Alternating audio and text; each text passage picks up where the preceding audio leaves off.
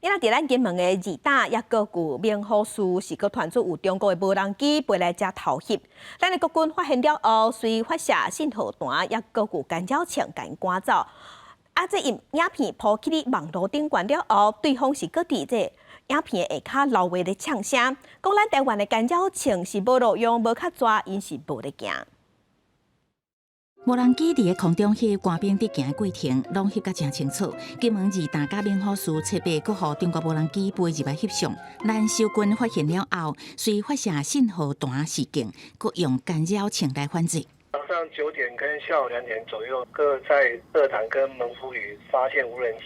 我们先发信号枪来示警，示警之后以干扰枪来做实施干扰。之后红白机它就依照它原定的路径就离开了。必须无人机照原路飞倒转去。警方报讲，对侵入行为已经加强警卫勤务教育，拄到雄雄发生的状况，会当即时处理。啊，毋过影片互人传起咧网络了后，对方留话讲国军干扰枪无路用，开大钱买白了工，挑战的意思真重。军事专家是建议，面对较歹发现的无人机，各国拢会配置特规的雷达来防备。